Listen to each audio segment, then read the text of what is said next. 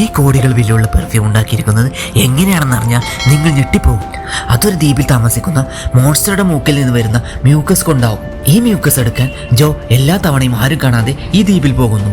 അവളെ കാണുന്നത് ഈ മോൺസ്റ്ററിന് വലിയ സന്തോഷമുള്ള കാര്യമാണ്. തവണയും അവൾ പോയി കാര്യം പറഞ്ഞപ്പോൾ മോൺസ്റ്റർ സന്തോഷത്തോടുകൂടെ മൂക്ക് നീട്ടിക്കൊടുക്കുന്നു.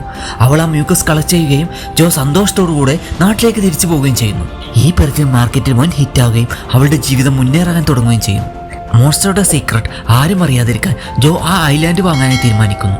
പക്ഷേ അവളുടെ ചതിയന്മാരായ പാർട്ട്നേഴ്സ് അത് ഗവൺമെന്റിനെ അറിയിക്കുന്നു.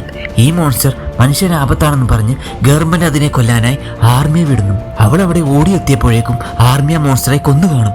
അവൾ അതിനെ കെട്ടിപ്പിടിച്ച് കരയുന്നു.